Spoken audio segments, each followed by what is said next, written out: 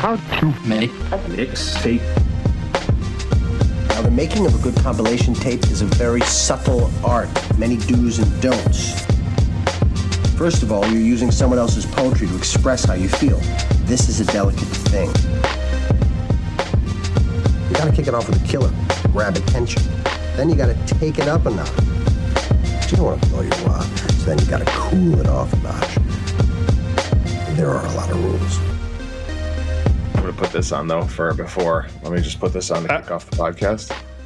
Oh, how was it? How was the 15K? 15K, 9.3 miles. And how'd you feel afterwards? It was long. It's a long time to run. How'd you feel afterwards?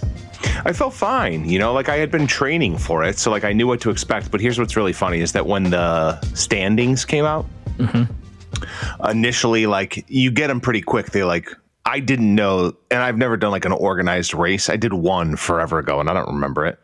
So this was like my first organized race, and the standings came out, and they came out like maybe 15 minutes after the race. And I was like, oh, fucking A, man, their standings are out already. And I logged in, and I was in 8th to last place. And I was like, what? Like, I know I wasn't running fast, but I didn't think I was that slow. Like, yeah, you got to be kidding me. And then like a few hours later, the other heats of the race had finished. Like people that had finished behind me. So I'm like damn near dead middle in terms of my age range, which is fine. Pretty good. I'm totally okay with the middle. Yeah. I was going to be pretty disappointed in myself with 8th from last place, but I feel is it one of those decent. things where like you're not really trying to compete, but you also don't want to finish toward the end? Yeah, of course. So I'm you're not kind of trying to competing compete at all. I was competing with myself to finish running for 9 miles. Just finish someplace you feel good about, and finishing in the middle feels great. Running the whole race would have been a place that I would have felt good about. But then to see standings and see that there was only 8 people that finished slower than me was a bit of a gut check. Like, I trained all this time and I'm in 8th to last place. But then it came out, like I said, I'm damn near in the middle. Yeah. And then overall for everyone that ran the 15K, I think it was... Shit, I wish I could remember. Like I did pretty decent. Like all things considered, I was surprised at how well I did with the overall rankings. That's good, man. I didn't anticipate doing that well. So yeah, it was a good time. Well, congrats. I'm this is going to sound condescending, and it's not. But I'm proud of you. Like that's awesome. I know you've been working toward that. What's condescending about that? What's fucking condescending about you telling me you're proud of me? There's nothing condescending. I couldn't run a 15K right now. You're better. You're better than nothing. You're better than me. I'll tell you what I did. Tell me. Nothing. I sat on my ass like a lazy motherfucker. It was so funny. Like after we were done running it, so I get there at 7:30 in the morning. No, the race starts at 7:30 in the morning. So I get there at like 6:30. You know, because you don't know where you're going. 50,000 people ran this race. Jesus, that is a ton of fucking people. Okay, so 50,000 people run the race, and I get there at like 6:30. We get checked in and getting ready to do the whole thing. And then you run your race, and you start at 7:30 in your corrals and, the whole shebang. And I was done by 9. And it was the time change yesterday, which we'll get into that in a minute. Yeah. Yeah. Where it's like, okay, now what? What do I do with the rest of the day? Like, it's 9 o'clock in the morning. I've been building up to this thing for a month or 2 and I was or nervous, 3. Like I was nervous because I wanted to be able to finish the run. Like that was my whole thing. I wanted to run and run the whole thing the entire time, running nonstop, and finish having ran. And I did, and that felt great. And I was, like I said, I was nervous, but it was cool. It was a unique experience. Am I running out to sign up for any more big races? I don't know. Like that was 9 miles. A half marathon is 13 miles. I probably had another 4 miles in me, but I don't know. Who knows? We'll see. You should do a half marathon, man. You should do it next. I think it's awesome. I'm proud of you. I think I've never done one, and because I'm lazy and I don't like running. But on the other hand, I probably should. And I think it's cool that you did it. And I like that you listened to the podcast while you were doing it. It was awesome. That makes me happy. Great. Yeah, it was great. So you're getting more youthful as you get older. Yeah. You're starting to run 15Ks and things. I'm Benjamin Buttoning. I'm getting older rapidly. You are? So let me tell you what just happened. Happened to me. I went for happy hour drinks after work today. Yep. And I had a couple drinks for happy hour before the pod. Yep. And I was being a good friend, and I was staying off my phone. Yeah, that's a good thing.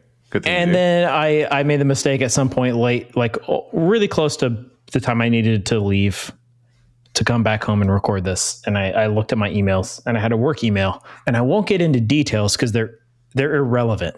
But what I did was I read an email that I felt some type of way about, and I went to forward it to a certain group of people that I felt needed to be aware of it with my comment on it. I feel like I know where this is going. And instead of forwarding it, my dumbass, you replied to in it. happy hour form, replied all to it. Roderick, instead of what forwarding. did you do? And because it obviously evoked an emotion, and it got something going on. I was being passive aggressive. Okay. And to be fair, passive aggressive to the target audience I was forwarding it to, not to the people that sent the original email. So I don't think it came off negatively to the people I replied all to, but it did come off as the many emails and text messages I immediately got after replying all to it said of, it was just embarrassing, dude. I don't know how to say it. I got a couple emails that were like, keeping it professional. I got a few emails that were like, you got a couple emails that were like, what? Kept it professional. And then I got a couple that were like, man, replying, like, it's happened to all of us, man. And I'm like, God damn it, it's embarrassing. I got a handful of text messages that were like, well, that's embarrassing. Like, well, you should feel embarrassed. And I do. I'm embarrassed for you. It just aged me 10 years, dude. That one experience just now straight up aged me like 10 years. I'm now in my 50s. Because you were being snarky. I'm thinking about retirement. I think it's that time. I've lived my life. I've seen what I've seen. I've replied all to an email I shouldn't have. And it's time for me to go. If you want to go post up at a McDonald's at 5:30 with a newspaper and a senior coffee for 85 cents, you tell me the location and I'm in. And we'll both wear pants that are not fashionably short. Yeah, like it might, like the fashion might have cycled around to that short, but that's not why we're wearing them that way. No. A crew neck sweatshirt that says "World's Best Papa." Yeah, sure. Yeah, let's do it, man. It should be a Hardee's. We should get Hardee's biscuits and gravy and a coffee. I feel like that's where the old people go. I would do that. But that happened to me about an hour and a half ago. What an embarrassment. Oh, I'm mortified right now. I'm scared to look in my email. Because I don't want to see what replies are in there. And you were snarky with your reply. I was snarky, but not snarky to the group that got it, the reply all group. I was snarky to the forwarding group. Right. Yeah. But obviously the sender has now seen your. But the reply all group now knows that I send this other group of people snarky emails. Yeah. The original sender now knows, and as does all the groups that they sent it to, because I replied all. It could have been way worse. I've seen worse. Sure. Yeah, and in fact, I have an example of worse that I'll give just now, but that wasn't so bad. What also happened Sunday, while you're out doing a 15K, my old vet. So I have no pets right now, not to make things sad, but I just currently don't have pets. They both passed, but my vet doesn't know that. And I'm still on their mailing list, and they sent out some form email on Sunday. And it was just like, it's a good time to get your pets checked for this and this and this. And somebody, and I'm imagining they're 75 years old, replied all and said, please leave me alone. My dog is dead. That's what the email said. That's all it said. And they replied all to like 290 people. Wow. And I'm looking at that. I'm like, yo, I get it. But you just replied all. Man, and that's thick. So anyway, hey, this is a public service announcement to our listeners. Just double check that you're not replying all. Reply all is a blessing and a curse. This brings us full circle, because I was going to talk that today is or not today, but we are, and I don't know if we talked about this. We had to have talked about it recently. It's the 30-year anniversary of the Weezer Blue album. We haven't talked about it. No.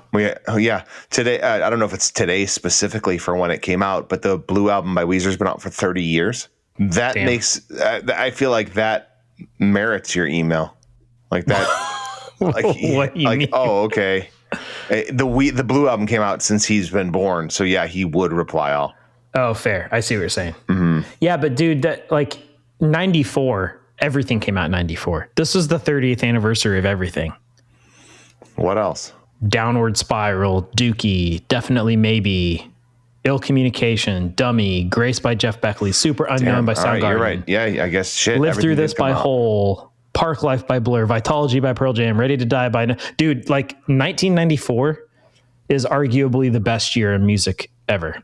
Diary by Sunny Day, Smash by Offspring, Purple by Stone Temple Pilots, Crooked Rain from Pavement, Blue Album, Monster from REM. Like, I could go on, dude. Jar of Flies, 16 Stone.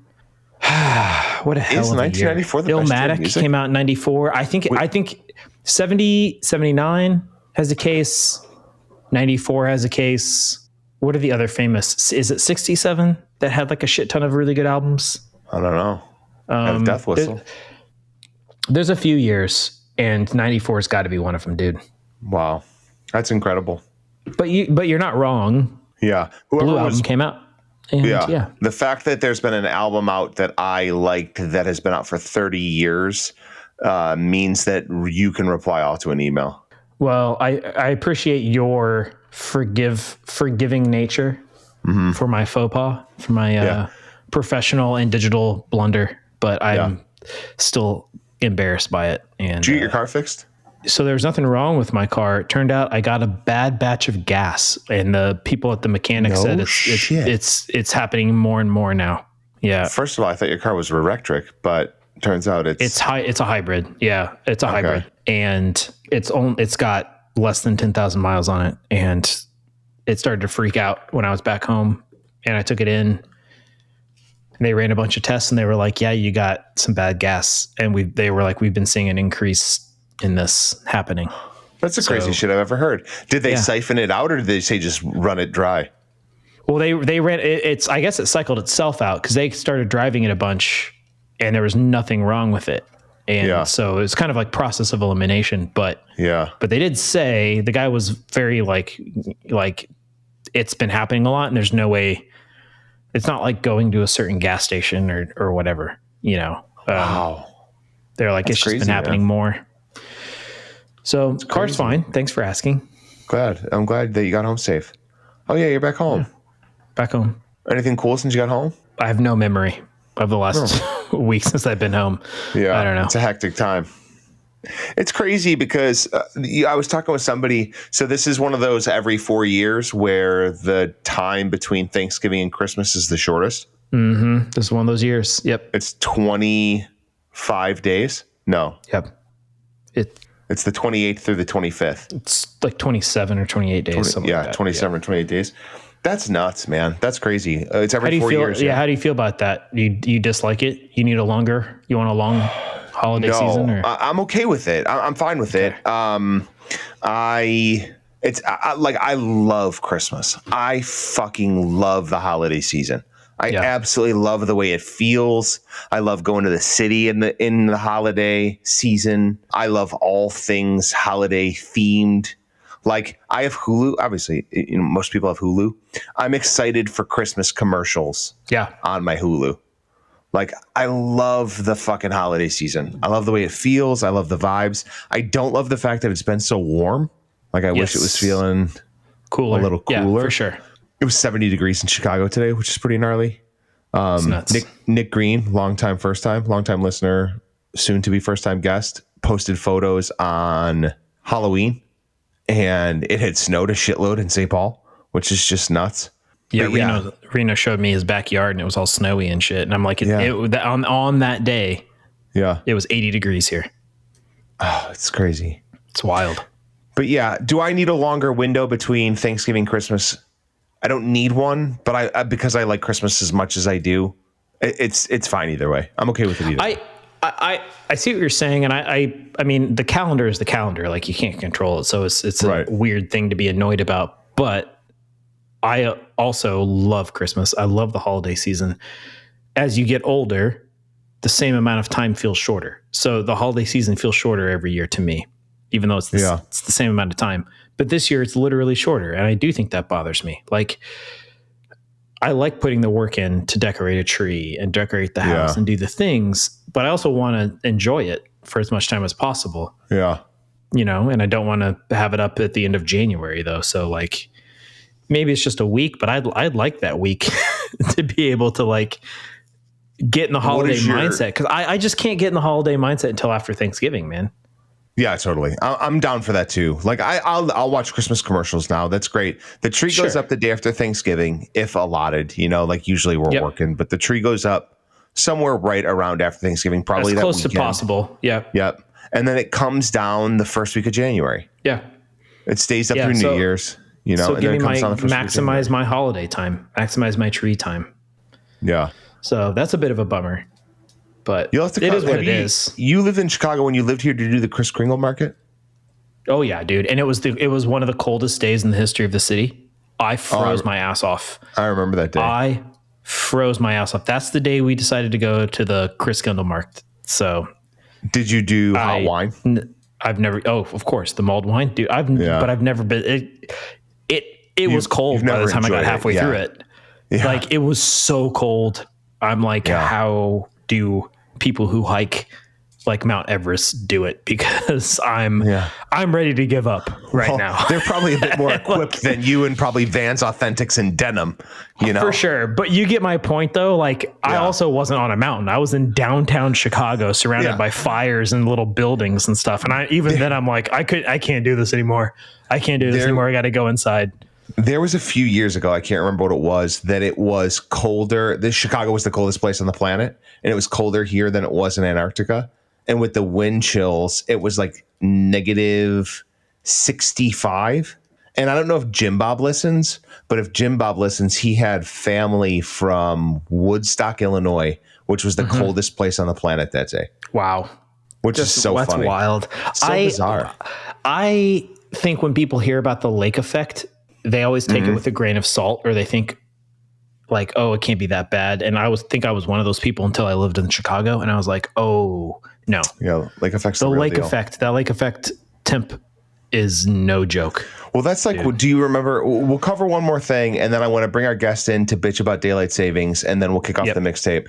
Do you remember? Were you here when the spray off of Lake Michigan froze the cars on a Lakeshore Drive? Yep, it was like something from that Ghostbusters movie, that newest Ghostbusters movie. Yeah, dude. That's what it was like. Day After Tomorrow. It was wild. Yeah, crazy shit. All right, well, I think all this talk about weather kind of fits with the theme today. So you want to bring the guest in and get going on this thing? Bring him on in.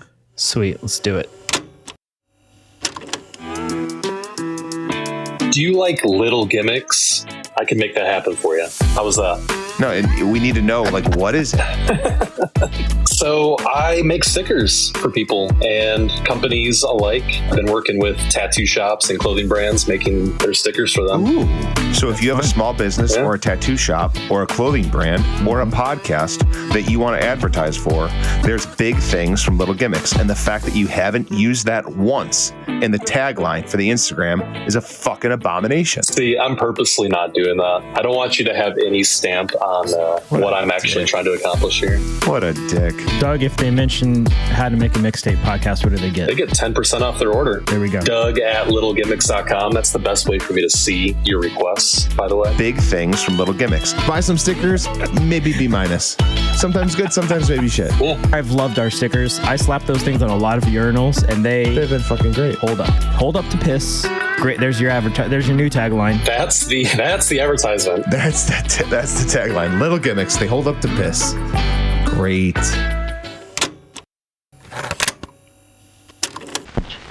How to make a mixtape. You don't say 2 or 1. Why don't you say 2 or 1? You don't say 2 in case your voice bleeds over. Is that why? I think so. I only know it from the skit from Wayne's World.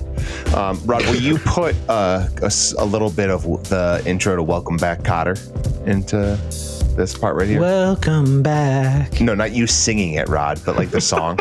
And then and as it kind of slowly plays in the background, we'll say, Welcome back. Your dreams were your Here's another returning guest. So happy to have him back. Our seasonal favorite. Welcome back, Cody.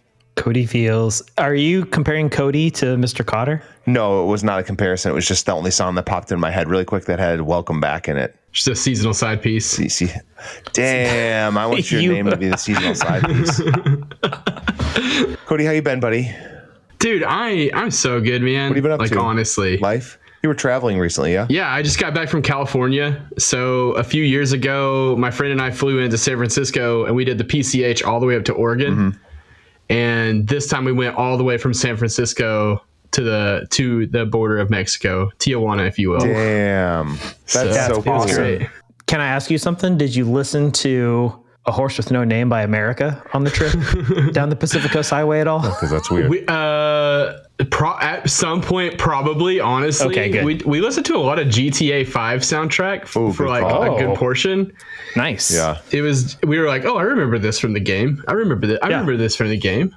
So I just there's the episode that just came out. I defended myself with A Horse with No Name by as an outdoor going up and down the Pacific Coast Highway as an outdoor camping song.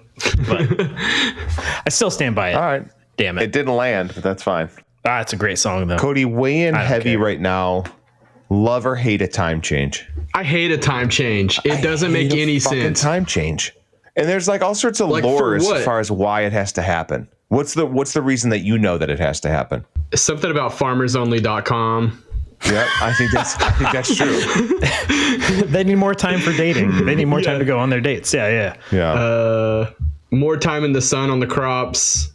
Also more time at night. Yeah, I thought for the honeys. Just more time. I think more time for farmers. Neil deGrasse Tyson goes into like some kind of crazy explanation of why it has to happen, like with the way the days shorten and lengthen.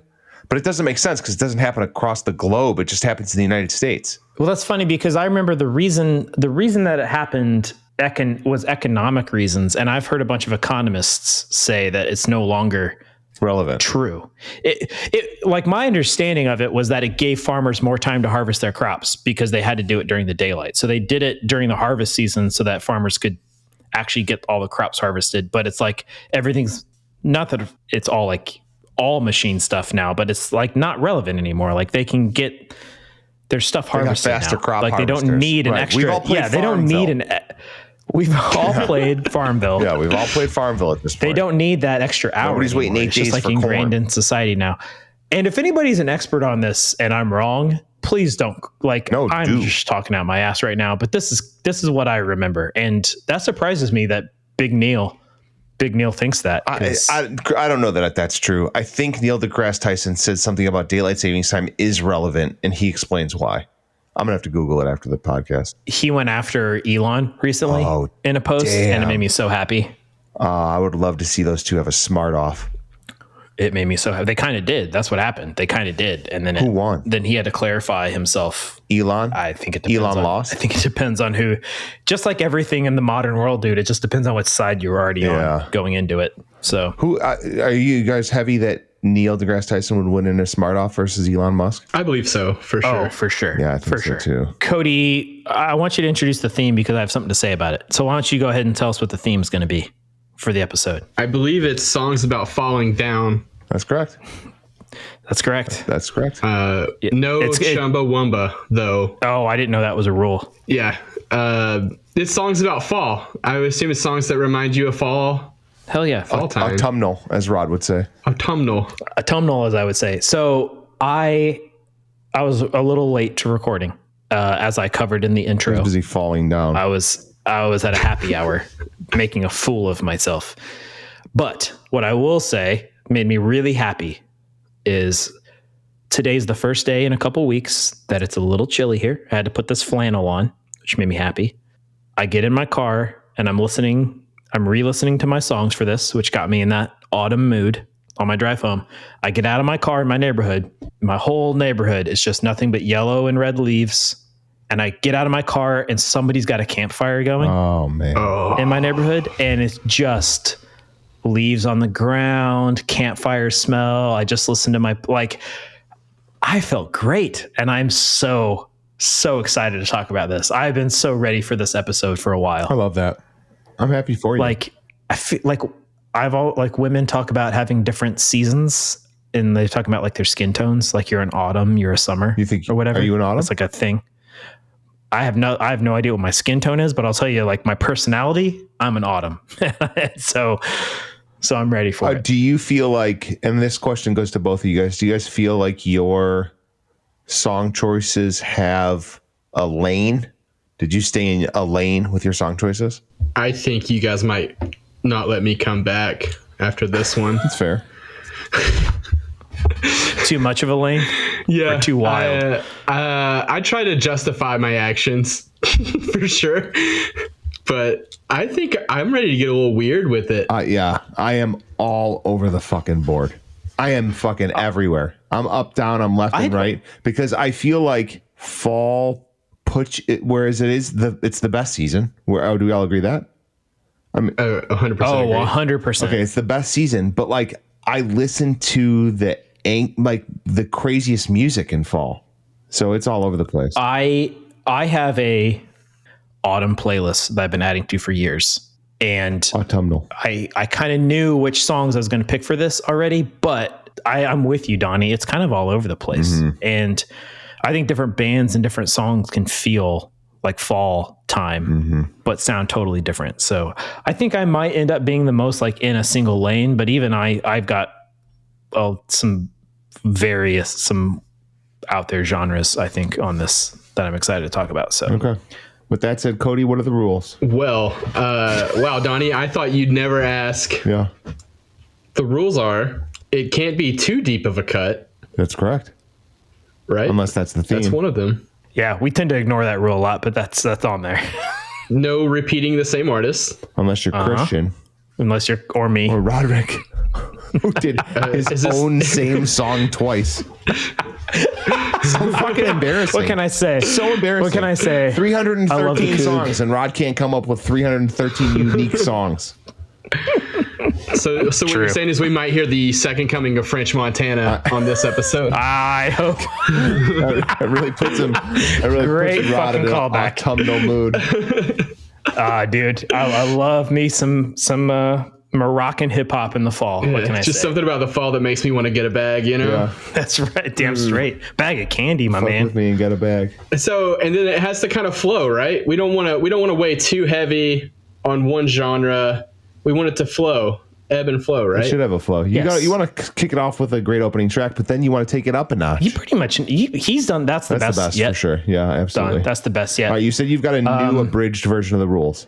The only thing he missed was the closing track should leave a lasting impression. Yeah. And that's a sequencing thing. But that's it. He got everything else. Yeah. Great job. I don't have to go through it. He got Proud of you, Cody. Great job, Cody. Best so far by far. Proud of you, buddy. By a mile. Cody, You want to go first, second, or third? I feel like if I go first this time with what I want to do, it. It's going to get real weird really quickly. Do it. So I thought about going third, but I kind of want to just go off. Do it. Rip the Band-Aid off, man. Just do it. Come on, fucking swinging. So you're going first, all right? We all come from a similar job background at one point, and we all know what Black Friday is. We all worked retail. And Yes, this sir. song, yeah, this is my ode to Black Friday. It's that I'm an hour and a half away from home. I just finished a long 12-hour day, and I'm going to throw this on, and I'm just going to disappear. And my first song is Dope Smoker by Sleep.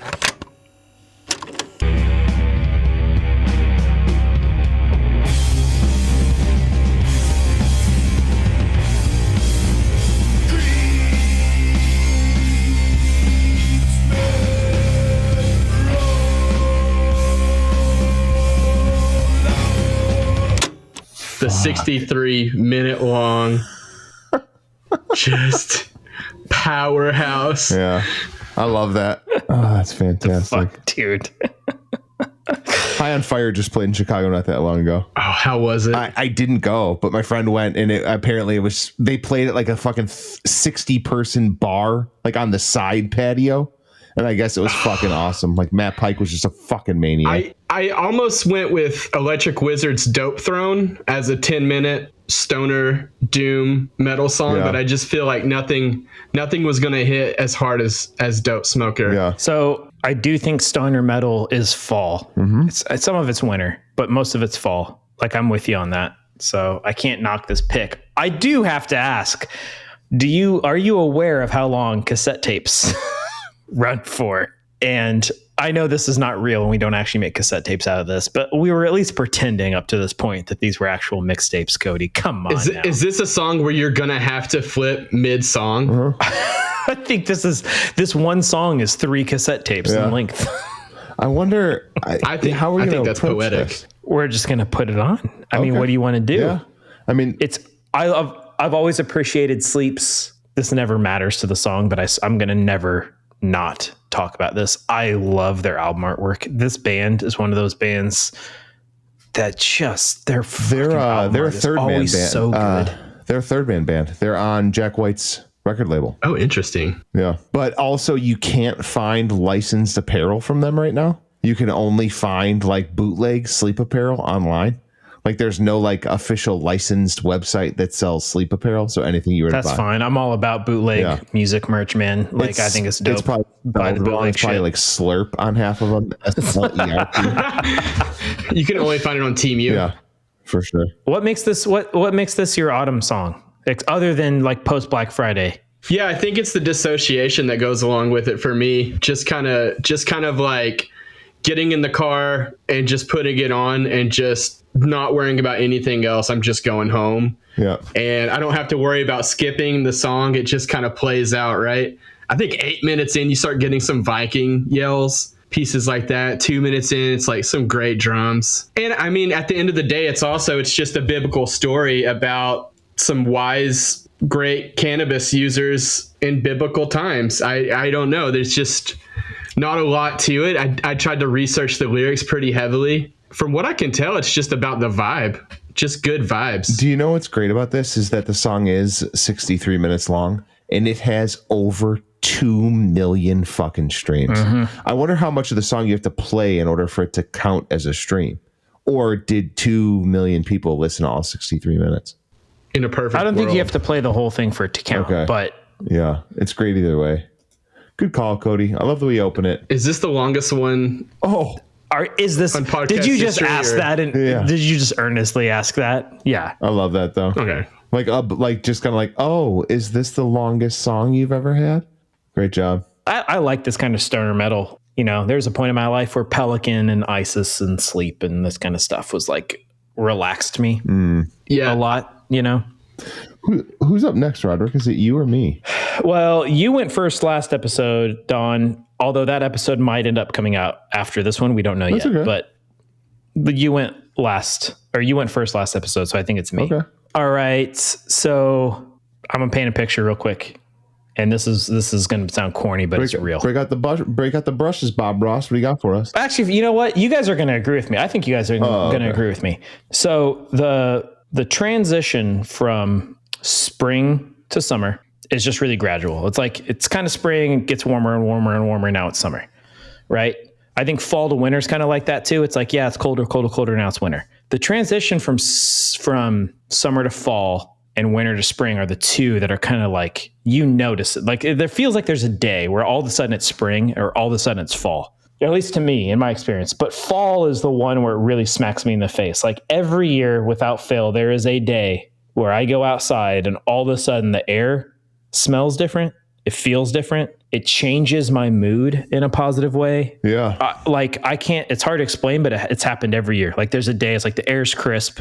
It's like, okay, it's fall now. And whenever that happens, something psychologically triggers in my brain and I have to listen to Fleet Foxes. I just have to. The issue was what song to pick for this playlist because that band, I don't care what they name the song. They can name it Winter whatever if they want. It's still a fall time song. I don't give a fuck. Every single thing that they write, they can name an album Shores and have the cover be a beach and the waves. It's still a fall time album. They just make fall time music. I ended up going with Ragged Wood.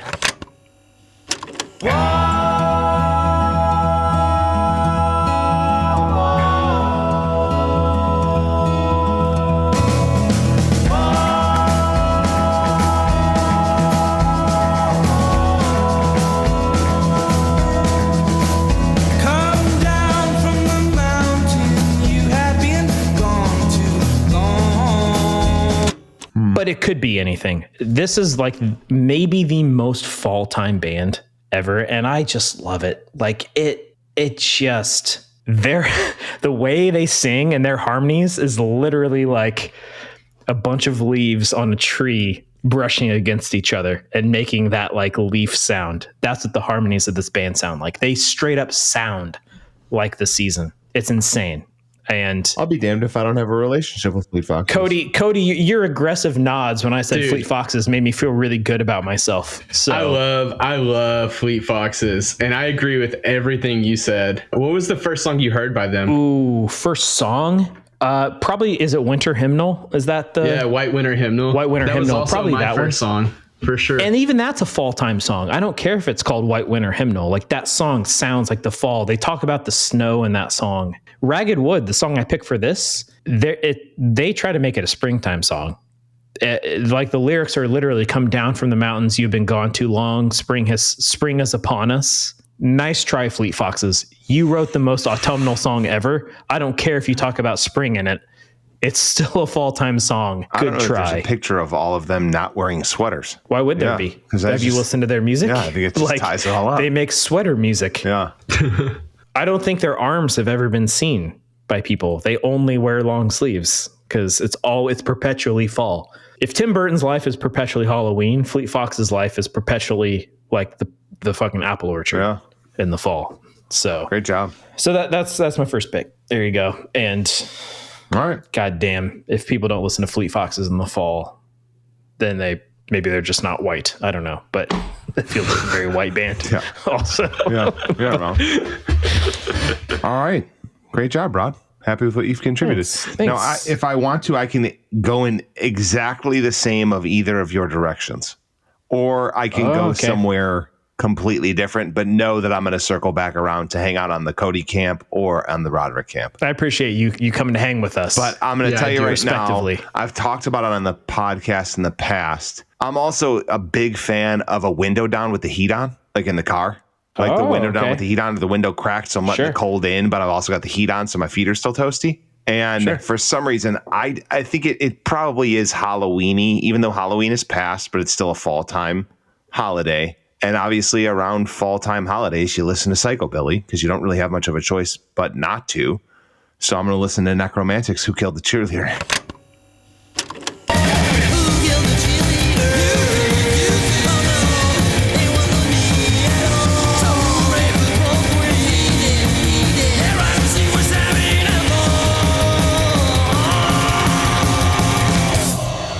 That ends with an X, Cody, if you're writing these down. And it's a K instead of a C. K. Necromantics. Righteous.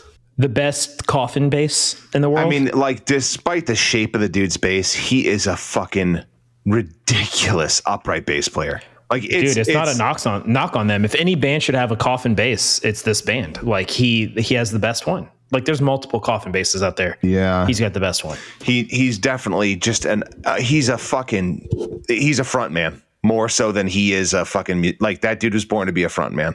I don't know his fucking name, but I know he's got I think there's a Von in his name, but he definitely has a real aura about him for sure. But not a ton of monthly listeners from the Necromantics, which is kind of surprising. How many? 75,000. I know they're not English. They're not from America. Where are they from? They are European. Danish. They are Danish. Oh, wow. I didn't know that. Yeah. Holy shit. Danish American. Yeah. It says. Do you know that if given the opportunity, if there was any haircut I would have, it would be a sweet fucking Psychobilly pomp. I would have it. Would it?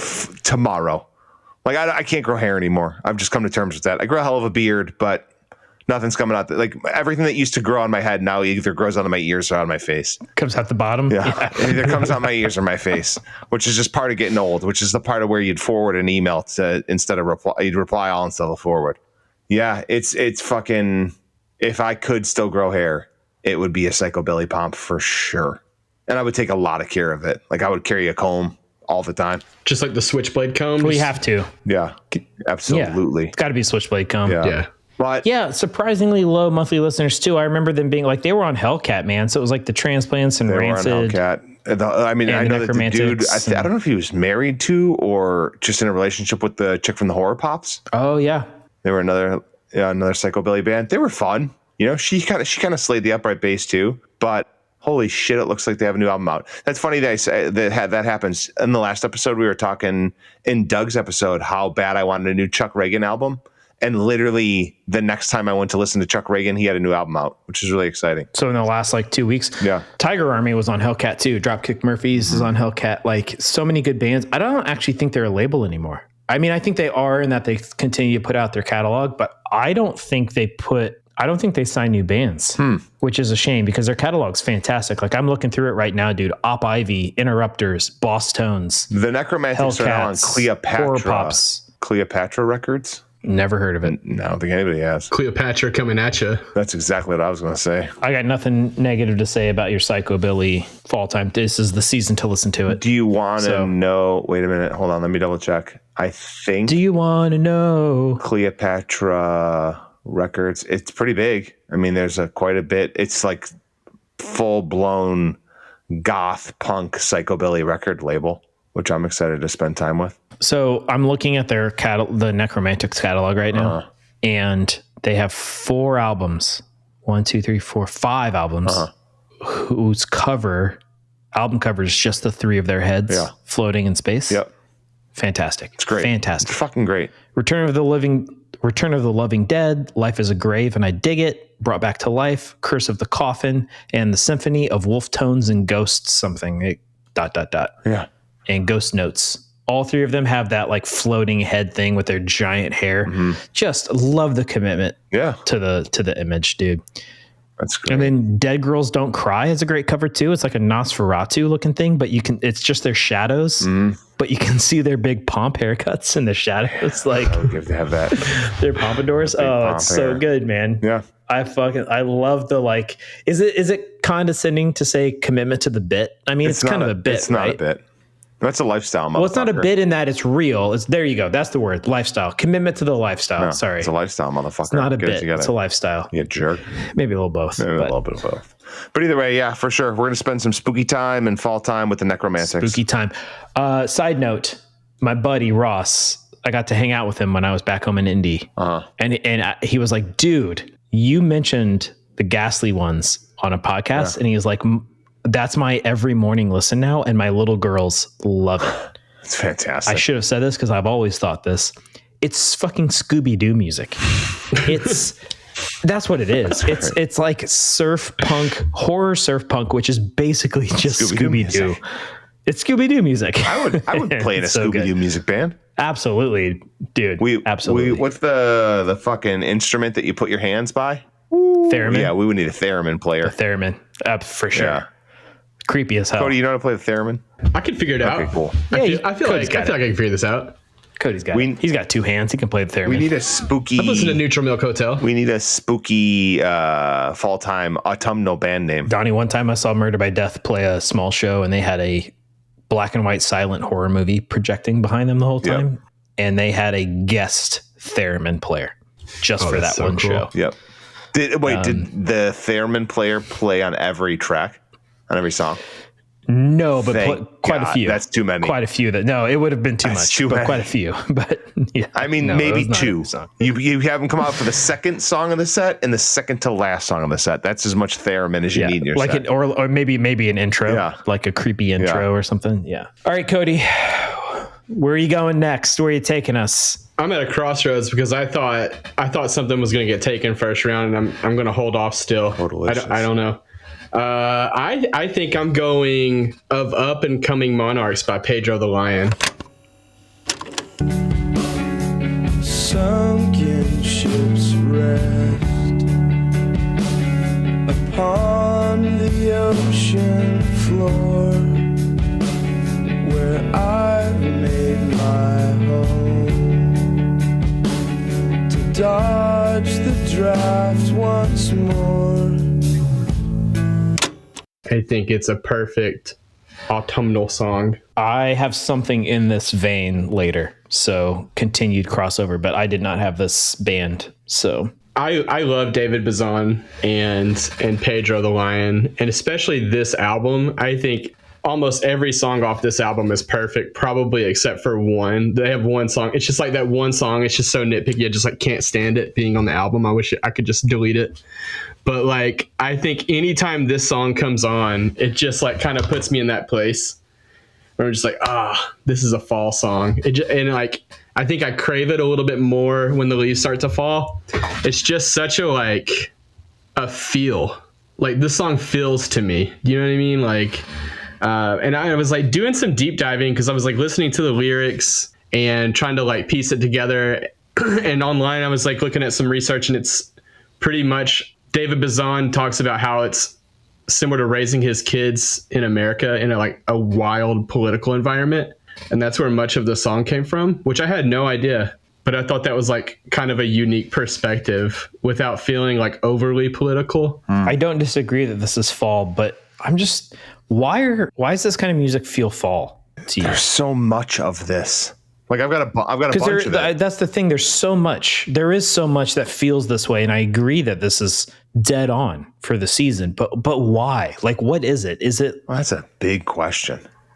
And I realize that's too big of a question. And this is, I'm not even directing this at Cody. This is almost just like to all the humans out there. Why is it like do we feel more in the fall? And so we feel songs more in the fall? Like, yeah, I really am trying to understand. Now that you ask that, like, as I'm feeling very fall, I do want to know who killed the cheerleader. And that's what's just really, I do want to know who did it. But it's like Clue. It's just Clue. Yeah. No, like even totally like Pedro right. the Lion. You're totally right. You could listen to this any time of year and it's great. It is a fall vibe. But why? Yeah, not only that, but Cody, if you don't have an answer, that's okay. 1998 is an old one. I was in 5th grade. You were in 5th grade. Were you listening to Pedro the Lion in 5th grade? And crying. Yeah. My eyes out. Just being depressed.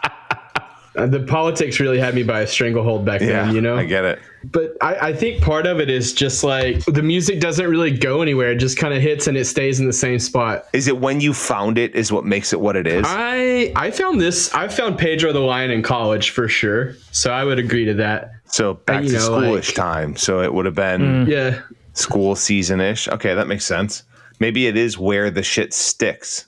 I don't know. That's big, Rod. I associate this kind of indie rock with fall too, and I think a lot of it is because it's what I listened to in college too. Yeah. And I think that's so interesting though, because like fall's a very like the most like transition based season. I feel like it's like the most transformative in a way. Yeah. So I can see like emo, indie, that kind of stuff fits in fall, but a lot of it maybe it is when you discover it. This song hits after the leaves are already fallen, when there's no leaves on the trees. You know what I mean? Yeah. But it's not snowy yet. It's not winter yet. Oh, God, there's so much that I can think about from then. That's crazy.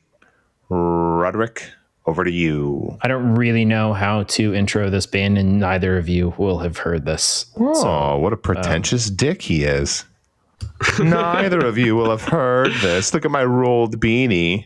What do you got? No, it's not like I didn't discover them. I was introduced to them by somebody. So, I mean, maybe you have, but they weren't that big. They are too obscure. To be honest, I'm breaking a rule right now. What do you got? The band is called Coop, Koop, and the song is Tonight.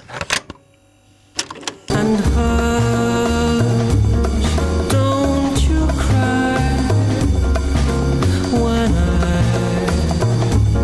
say I do. Time, oh time, give me time. And Coop is this duet. They're a duet. They're like a jazz, electro jazz. It kind of even says like hip hop and stuff, but they're not. But they're Swedish. It's a Swedish duo, and they have a lot of guest singers on. But they make jazz albums, but they do it all through samples. My understanding is their live shows when they were together were live instrumentation, so they basically would tour with like an actual jazz band. But when they would record their records, it was all samples, but it doesn't sound like samples. It's not like, you listen to like hip hop that samples jazz and you can tell it's sampled. Like they lean into that aspect of it. This is a band that's trying to make an album sound like jazz. Have you talked about them before on the podcast, Roderick? I might have had them as an honorable mention before, but this album, so the album that this song is on is called Waltz for Coop. I feel like it's a very fall time record. Their album after this is a summertime record. So they did definitely, in my mind, did seasonal records. The one after this was called Coop Islands.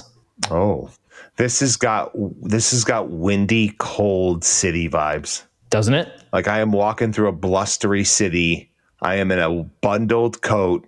My nose is running a little, and I'm just going to wipe it on my sleeve and just kind of rub it in so that because I don't have any Kleenex on me. But that's the vibes I'm getting from Coop tonight. Dude, for sure. Did I do a good job of painting the picture? You absolutely did, and that's exactly right. This is like, it's almost got that like Vince Giraldi thing going on from like the Charlie Brown. Yeah, oh, it totally does. Like shows, absolutely. To be honest. I was thinking that. Like but it totally fit. Like if this song was in that Great Pumpkin show, you wouldn't think twice about it. No. It's got that like jazz piano thing, but then it's also, then the singer comes in, and I'm not sure who the guest singer is in this because neither of the people in Coop sang. So when they would have vocalists on tracks, they were all guest vocalists. But the singer's voice in this song, whoever did it, also feels like fall in this. Like they feel melancholy, but like it's city. To your point, Don, it's like jazz club in the city in the fall or something like that, or like walking down the street, walking to a cold jazz club. There's a fire burning in a barrel somewhere. You're on your way to the L train after work, and it's like 45 degrees outside and windy, and this is what you're playing your headphones, and you're loving it. Like I'm all about that. Dapper dressers, by the way, as well. Cooper, some dapper dressers. They're dapper. They're interesting. They're kind of out there. There's actually not a lot of info on them. Like I've tried to research them multiple times, and they just kind of like had their moment. They got a little bit of attention. They got some critical acclaim and success, and then they just kind of fucking disappeared. 2010, and it's this weird like album. Acid jazz. Yeah, it's this like acid jazz electro thing. And there's a lot of bands out there that do this kind of thing that are awesome.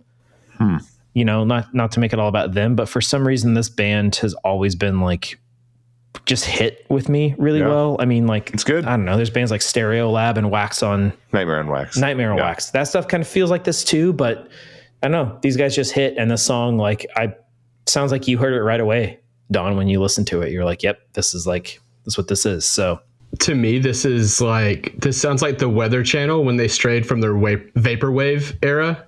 It's kind of, and I mean that in like the best way. I love the Weather Channel music. I'll take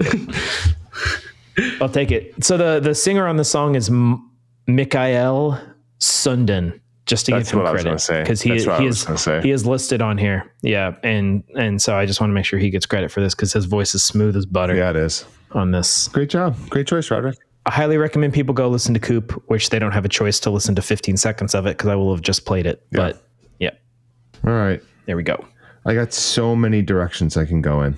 I'm really happy with the songs that I chose, but I'm nervous about which ones I'm going to put on here.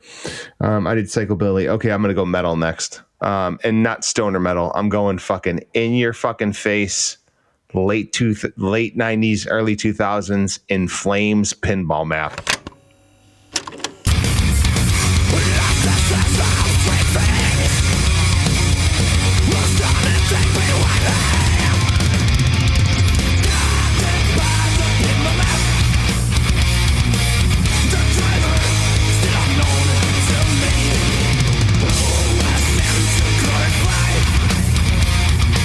And it's old In Flames. Think you guys ever get down with In Flames? Yep. It is just fucking, it's quintessential fucking good melodic metal. This song specifically is like dusk, cold, little loud in the car, probably coming home from some kind of grocery store because you ain't doing shit. It's it's 4 p.m. on a Sunday. Maybe you're feeling a little pumped up, like you don't want it to be late yet, but it already is. And I'm going In Flames pinball map, and I'm guided by it. Great chugs in this song too. This song's got a great fucking breakdown. This would have been a good one for the art of the breakdown.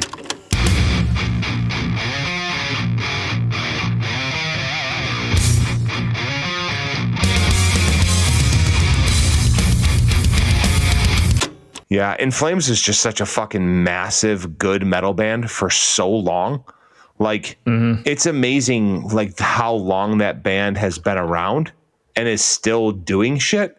Like, they're still putting albums out. Their newest album came out in 2023. So, I think they have a single out now. They have an album that came out this year, Foregone. Oh, that did come out this year. Yeah. Yeah. But are still pumping out good ass metal albums. And it's not like fucking cheesy cliche arena rock metal. This is like fucking kind of dirty club metal, which feels awesome. Like this is like it smells bad in here metal. Yeah. They're this to our intro, Don, this is their 30th anniversary as at least from an album perspective. Their first album was 94. Yeah.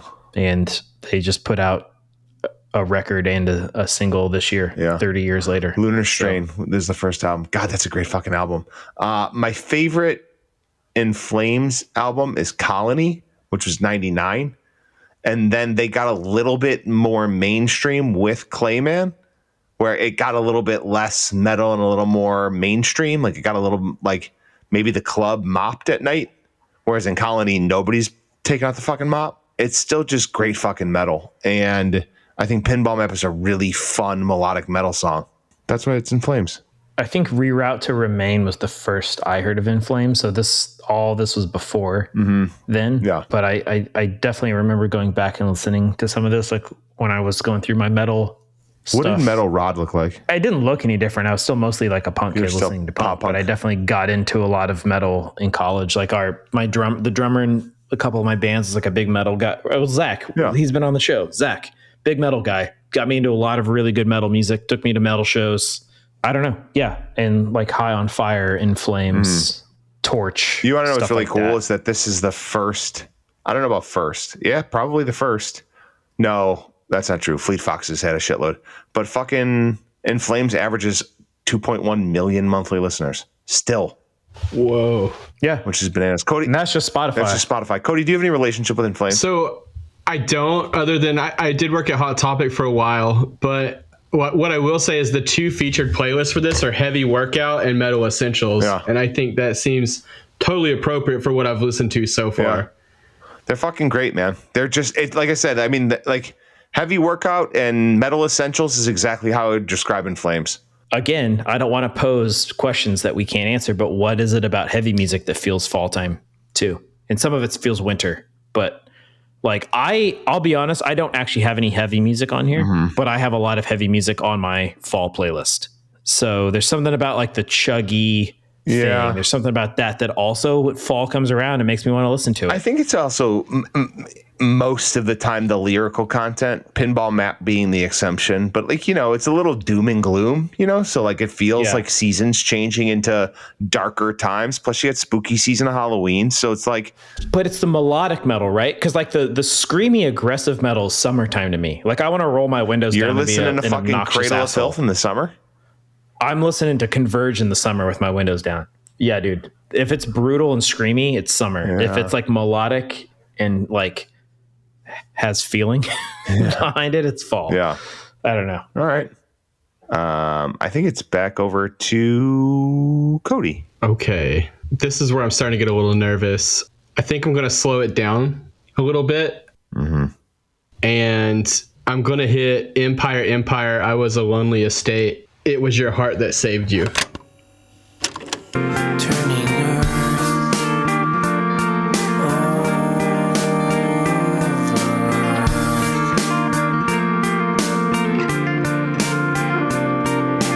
I have not forgiven you.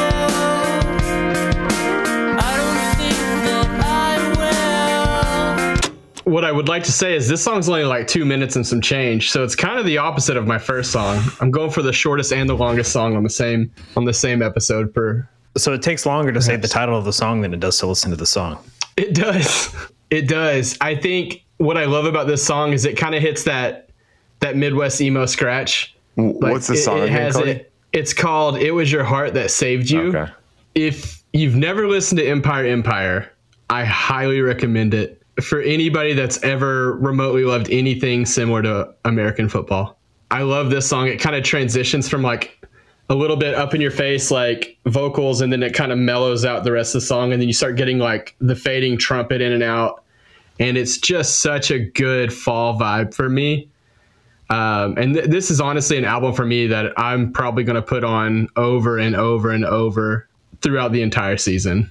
They're a Michigan band. So I was kind of curious about their name, and I found a little article about where they picked up Empire. I Was a Lonely Estate, and it's about being in a lifetime of bands and they don't work out. So the main dude, Keith, chose a name to reflect his frustrations within that. And Empire is that one evasive dream that you want so badly and you always chase it, but it never seems quite in reach. And the part that I was a lonely estate is where he starts to feel incomplete or insignificant. It's hard to get off the ground if you can't find reliable people to share your dream. So I thought that was like a really unique look into the name of the band. That's really big. They sound like Michigan to me. They do sound like Michigan. They sound like Michigan. They do whatever sound that just means. like Michigan. No, you're absolutely right. They sound just like Michigan. It's like there's like an extra swoosh in the music that makes it feel really Michigan-y. Mm-hmm. Their description compares them to American football and Mineral, and I agree with that. They're like Mineral, but in key. Yeah. Is it a duet, Cody? Yeah, I think it's Keith and his wife, Kathy. And it's just those two. So like they're playing multiple instruments apiece. Wow, this is fun. A fantastic album, though. It is a journey. Can I also just say that their Spotify profile pic and their Spotify about picture are just like random photos of like any couple that would be taken on some vacation somewhere. Hold on. Pic is, not a good vacation. Dude, this is like so a vacation to like a bigger Midwest. They're in Door County, Door County, Wisconsin. So their profile photo is the two of them on a couch looking like they just got off their 9-to-5 at like Bank of America with a little dog with their little dog in their lap, and it's adorable. That's not a knock. It's a cute photo. The dog's cute. Look at that happy couple. Yep. Then the About the Artist photo is like he's got a Canada sweatshirt on, so I'm going to pretend they're in Toronto right now at a rest stop where there's a giant penguin, and they took a photo with the giant penguin. That's the story that's playing out in my mind right now. Yeah, they are. I'm laughing, but it's fantastic. I love it. It's very genuine. Great job, Keith and Catherine. I appreciate you. Yeah, and I appreciate that you sing on key because that's always been my issue with Mineral. As good of music as they make, it's hard for me to listen to a guy who I can take a little bit off key, but you're like singing in a key that the song's not in, my dude. It's just hard. It's funny that you say that because Mineral is literally the band I have right under Empire. Oh, that's your next song? Cool. Well, no, I didn't choose it. It's like marked out. I was like, I can't do Mineral. It's marked out. Like I said, I don't dislike Mineral. I just wish the dude was a better singer. Like, and that's part of the whole emo thing. I get it. Like, it's not about technical ability. It's about emotions over technical ability. Mineral kind of broke ground with that, but the older I get, the harder it is for me to listen to, man. Fantastic. Roderick, we're over to you, buddy. Fuck already. Round in third. Right. Round in third. This feels like it's moving fast. You want me to talk slower? Is it? Roderick. Appreciate you. All right. Another maybe kind of obscure one, but this is the first song on my autumn playlist. And it's one of the first songs I listen to every fall without fail. The artist is Kelly Flanagan or Finnegan. Finnegan? I should probably know the name of the artist, shouldn't I? Kelly Finnegan sounds right. What's the song? It's Kelly Finnegan. God damn it. I typed it wrong. Kelly Finnegan. The song is Catch Me, I'm Falling.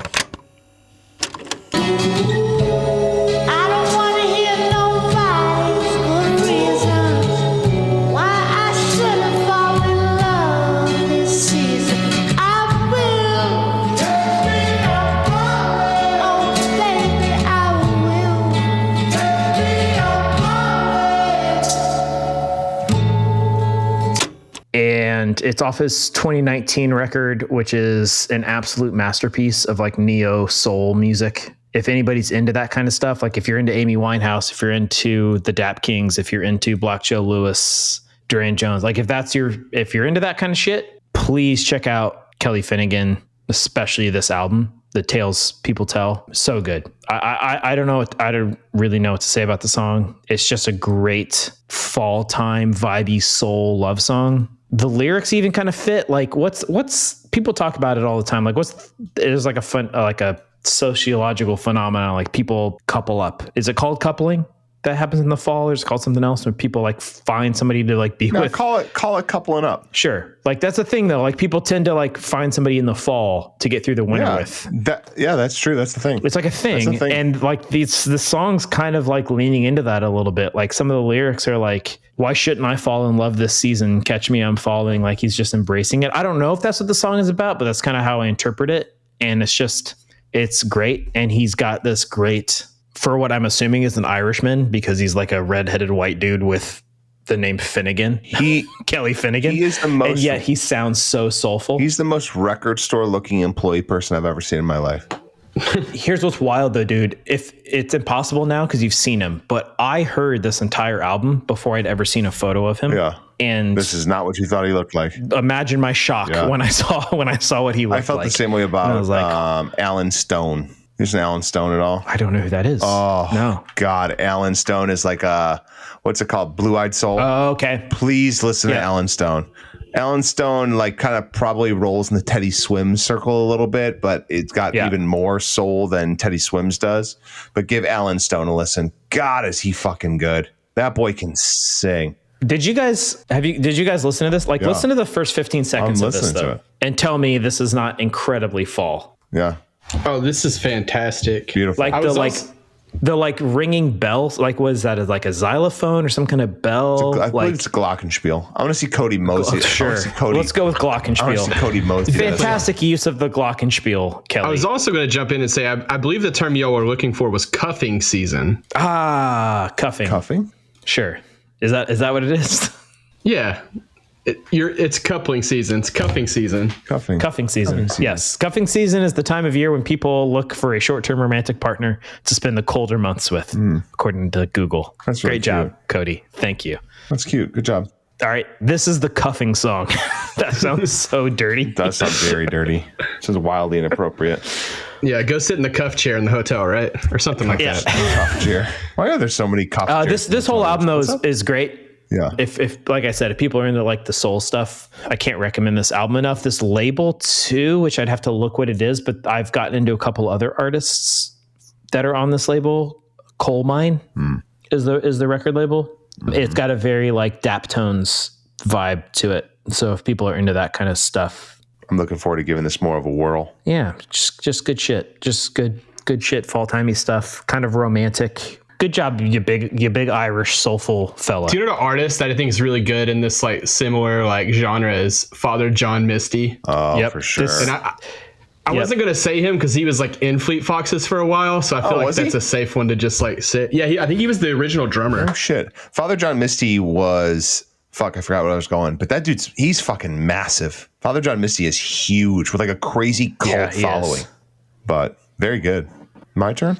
Yeah, my turn. Yes, your turn. What the fuck are you reading, Rod? I was reading. I was reading. I don't know. Man. He just lists out a bunch of like riveting like podcast influences. Content when you sit it was here interesting. And read Sorry, for us. At least read it out loud or something. Shit. Okay. Well, he's like talking about his influences, and it's people I've never heard of, like the Ironsides, the Sextones, and shit. But then he talks about Jay Dilla. He talks about RZA. Yeah. Wu-Tang. It's just really interesting. Yeah. Well, this is a perfect time to read it. Go ahead. Keep reading, Rod. Well, me and Cody will sit here in silence. Go ahead. I also get the Wu-Tang vibe from this guy, for sure. He says, roots himself in the best traditions of Midwest soul. I'll just leave it at that because that's exactly what this is. Midwest soul, whatever the fuck that is. I love that. Fuck, man. I have 1, 2, 3, 4, 5, 6 songs left, and I only have 2 more that I can put on the mixtape. We don't need any more metal, but I do really want to put this. Fuck it. All right, never mind. No more metal. Mumford & Sons, The Cave. But I will hold on hope, and I won't let you choke on the noose around your neck, and I'll find strength in pain, and I will change my ways. I'll know my name as it's cold again.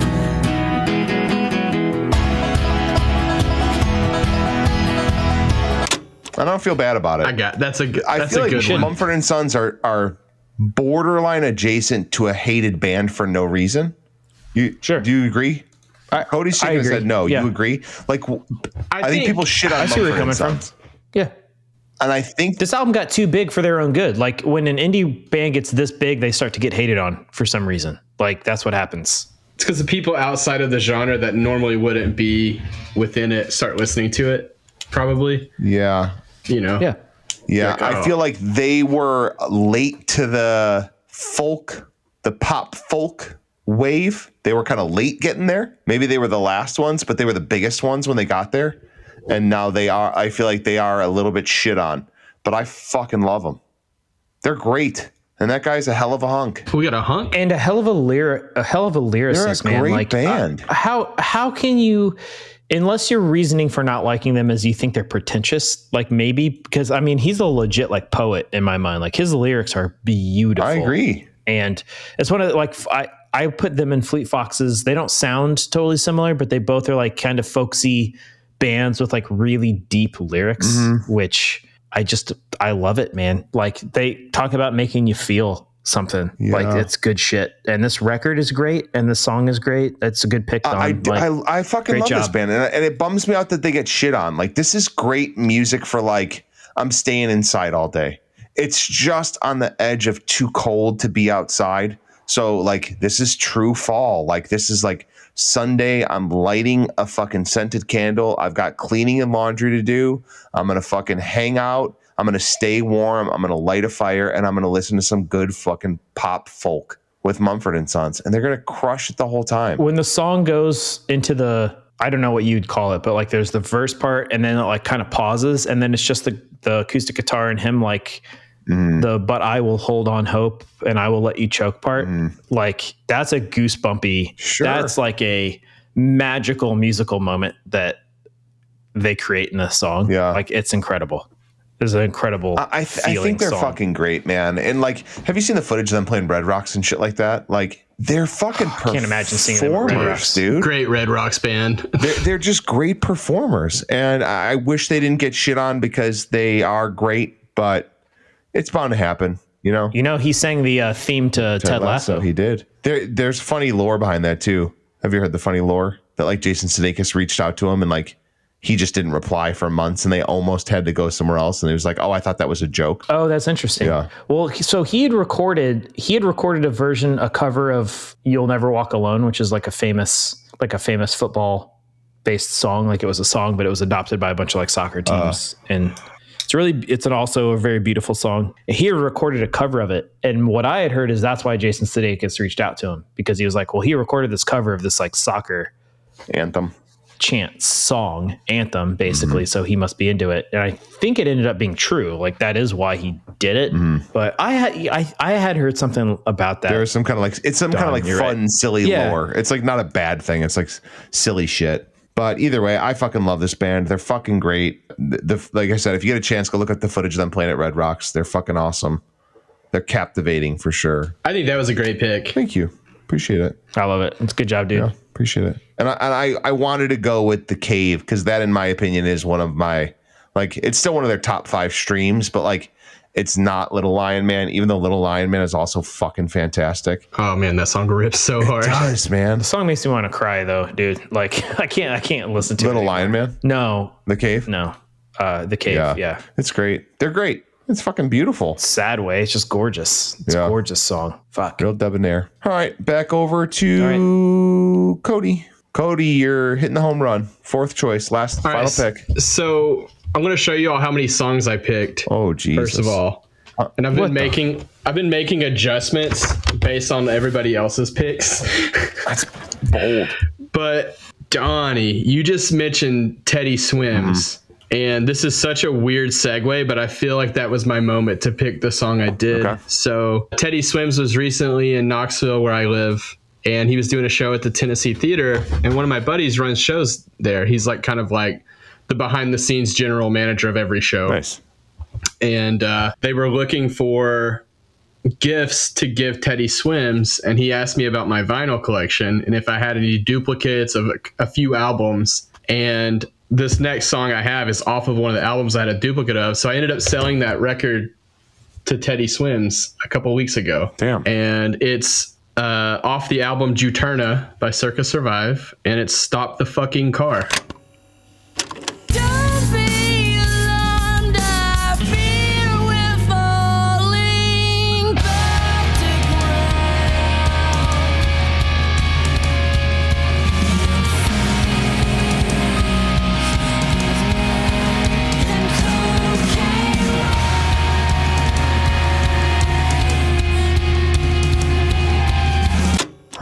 And that's what Teddy Swims wanted to hear. Yeah, he said that was like one of the, I guess, albums that kind of got him into singing. I feel like I saw social media of this. Like, was there social media him talking about like how he was way into like, I don't know what you would describe. What is Circus Survive? I guess they're post emo, but like, what genre is Circus Survive? Great question.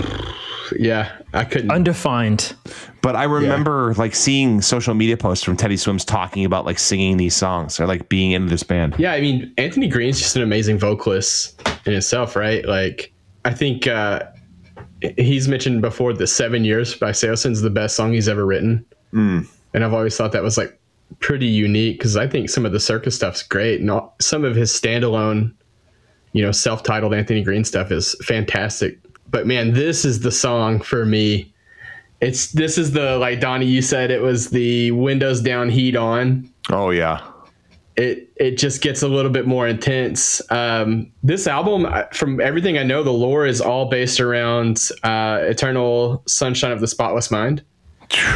Like, it's kind of a concept album based off that movie, which I thought was really unique. It's a really interesting deep dive. You have like a good hour to spend on Reddit, just like deep diving stories and interviews and things like that. It's pretty fascinating. So yeah, it just felt like in a weird way I should choose that song. Yeah, that's really cool. Did you get to spend any time with him or did you get to see the show? 0%. I honestly wasn't super familiar with him until that night. Okay. Have you listened more? Do you enjoy it? Oh yeah, he's incredible. Yeah. It's nothing I would probably just like pick to listen to. Like, I'm like, oh, I'm going to listen to this for the next 45 minutes. But like, sure, if it comes on, I can listen to it. And it's totally great. Yeah. And I've since seen him on social media and stuff, just like kind of popping in and, singing with like buskers and stuff like that. And I always thought that was like really cool of him to do. Yeah.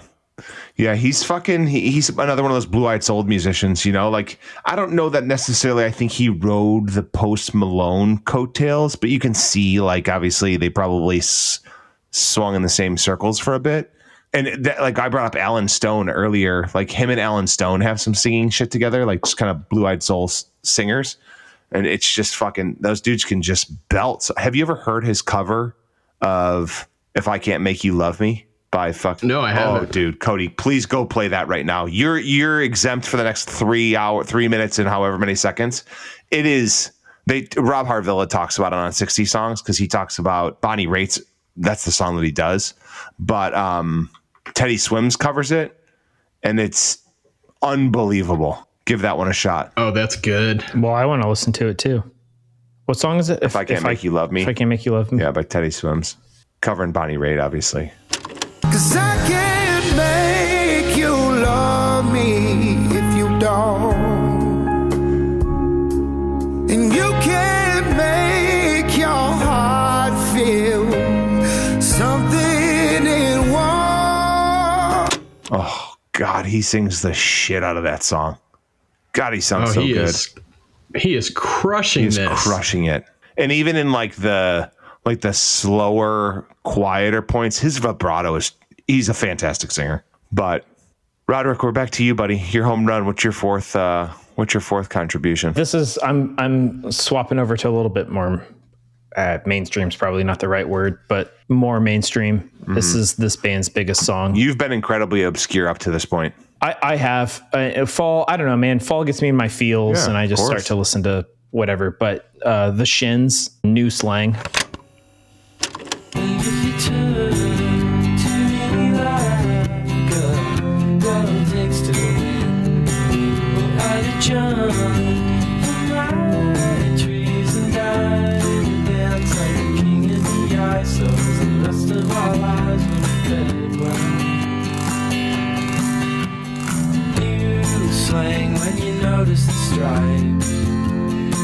Oh, perfect. Their biggest song, but fuck, is this a fall-time song? The first 5 seconds of this song, you're just like, this is it. This is, yeah. Glad you think so. Yeah. Don't have to say anything about it. Yeah.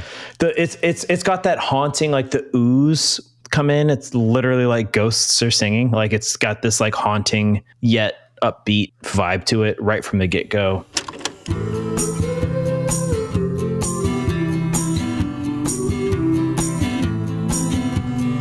I think this is like our second Garden State conversation song, but this is in the Garden State soundtrack, and it's absolutely, it couldn't have been a better choice of a song. Like I'm kind of bummed you picked this, because this would have been an iconic movie moment for whenever we decide to do that one. You know, I apparently should watch that movie again, because I saw it when it came out, and I'm the indie rock guy, so I should apparently love it. But I only saw it once. I saw it when it came out, and I've never watched it since. So I don't know the references you're making. And I'm a big Natalie Portman fan. Cody, do you have a relationship with Garden State? I am in the exact same boat as Roderick on this one. I've seen it one time and never again, but I did enjoy it, and I should revisit it. You guys both. So what's the moment in the movie for this song? It's the first time he meets Natalie Portman. I love Natalie Portman, so I probably relate to this, because I want to meet Natalie Portman for the first time with New Sling. It's so perfect playing in the ether. Like, he's coming home from living in LA, like trying to make his big break. He's trying to get popular acting, and he's not doing well. And he comes home and he's having a bunch of medical problems, or he's lived with like presumed medical problems for a long time. And he's going to the hospital. He's going to like an outpatient, like a minute clinic or whatever, because he's not feeling well. And he meets Natalie Portman in the waiting room, and she makes him put on her headphones and listen to this. And it's a fucking perfect movie. I remember moment. That scene now. I remember that scene now. That's a great scene. I'm still not sure that would make my top 5 movie moments, but that's a great movie moment. But yes, that's an iconic movie moment. Sorry. Yeah, you're right. Top 4. Yeah. It's irrelevant now because I just picked it for this. I'm going to make damn sure I never double pick a song again. That's okay. There's a lot of great movie moments in that fucking movie. There's that soundtrack from front to back is fucking perfect. Waiting Line is on that soundtrack. Didn't you pick Waiting Line for the airport? I did pick Waiting Line. That's where the other one came from. And I picked something a couple episodes ago that you brought up. It might have been Waiting Line. 2 episodes ago that you. No, this is something since then I brought up that you brought up. Let me just Garden go ahead State. and take a look. We're going to go back to, you said 2 episodes again, so episode 25. I think it was 2 episodes ago. So it would have been Seeing Red. I'll have to go through this and see which Red song it was. I don't want to make this about Garden State solely, though, necessarily. But what I will say, and this actually plays into what you're saying, which is I did pick Nick Drake's on this soundtrack, and I had picked him on one of the first episodes of this. Waiting Lines on this. Yeah, Nick Drake was. D3 Corporation's on this. Damn. I'm telling you, the whole fucking soundtrack is perfect. They're fantastic. Anyway, this band's interesting because I remember when this came out, when they're like Shoes Too Narrow came out, Port of Morrow, Wincing the Night Away, like those 3 albums, like 2003 to 2012, whatever. Like this got a lot of radio play. It only 386 million. And that's their biggest song. And that's a lot. I'm not saying that's not a lot. They have 3.2 million monthly listeners just on Spotify. That's a ton. Yeah. I'm not diminishing that. But there was this feeling around 04, 05, when did Garden State come out? Probably 04. Yeah. So perfect. There was this feeling then that indie rock was going to just be the fucking thing. Like it was going to blow up. Massively, and I always felt like the Shins. It did, but I mean like pop level, like it was going to keep going. It had a moment. I don't know, man. And then it just dissipated. I disagree. I don't think it dissipated as fast as you're saying. If you look up at the Shins, similar artists, number 1 is Fleet Foxes, Death Cab for Cutie, Vampire Weekend, Band of Horses, Modest Mouse, Arcade Fire, the Postal Service. Like those bands are all fucking Grizzly Bear. Yeah, they're huge and they have been for a while. Beck is one of the fucking Shins similar artists. So but I think I guess what I'm saying is like, how long did you expect it to last? Okay, here's what I'm saying. Maybe this isn't a relevant conversation anymore because the world has just changed so much. But back in 2004. So 20 years ago now, that's goddamn. Hey, Cody, just so you know, the Blue album came out 30 years ago. No way. Yeah. Like radio was still a big thing, and like radio mattered. Like that kind of shit still mattered. And I remember in my friend group, it was a big deal when a few bands broke into like alt radio that were indie bands, and the Shins were like the forefront of it. I thought the Shins were going to be fucking massive. They're big. People know this song. People know this band. I'm not going to pretend like they're not.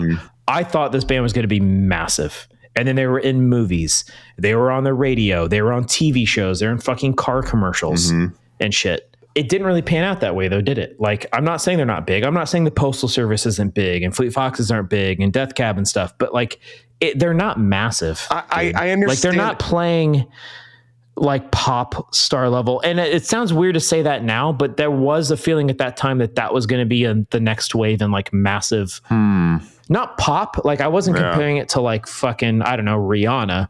It was more like replacing rock. Like rock had been big and had stadiums and things. And it felt like this was going to become that. And it didn't. What rock before this do you think was the size of what you're describing? Like hair metal? Well, or like grunge? You just talked about it. No, Blink 182 was playing like massive venues. Weezer was playing massive venues. Like Foo Fighters were playing stadiums. Yeah, like but Foo Fighters played Wembley in like 2005. Wouldn't you argue that there were some bands out of the genre that did get that big? Beck was playing fucking stadiums and he was indie rock. So I guess they were just the biggest of the genre. Beck was more like alternative rock when he did that, though. Like he was riding that weird 90s wave of alternative.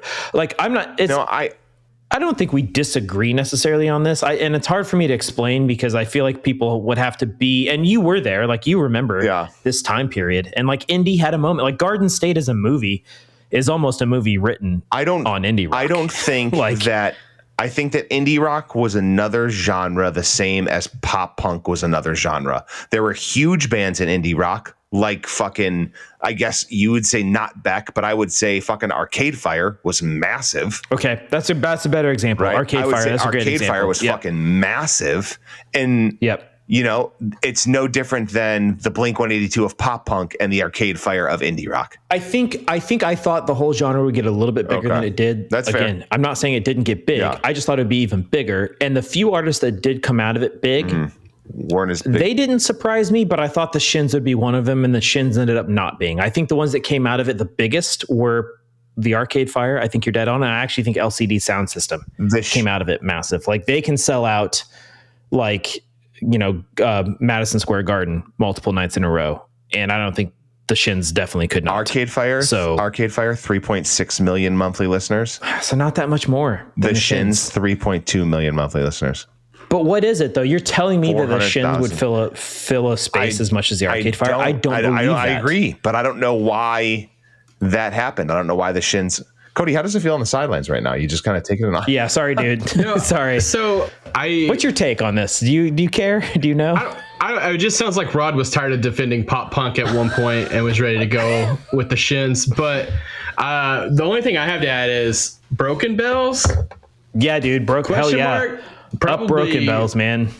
Probably better. Yeah. Probably better than the Shins, in my opinion. Oh, all around, I would agree with you on that. Like, oh man, like purely like full catalog included. I'm more Broken Bells, but that's not what the mixtape is, Cody. The mixtape is Fall and New Slang. Fair. New Slang by the Shins. Yeah. Great pick. It's my turn to finish this off, huh? Yep. Fuck. I have no idea what to put on here. What's our ratios? Cody, where are we sitting as far as ratios? Do we need another metal song? Two metal. We only have one rockabilly song. Two metal, one rockabilly, one jazz, like 5 indie rock. I only have one rockabilly. Couple of emo. Oh, this is so tough. All right. No, three indie rocks, 2 emos. Oh, this is the toughest choice I've ever had to make. All right, I'm going to... 3 emos? What would you consider Pedro the Lion? Indie or emo? Emo? Adult contemporary. Adult contemporary, Amy Grant. Yeah. Core? Yeah. 1019. Baby, the mix. baby. All right, I'm going to go... because I'm going to save another artist for a later episode. I'm going to go Fountains of Wayne, Hackensack. But I will wait for you as long as I need to. And if you ever get back to Hackensack, I'll be here for you.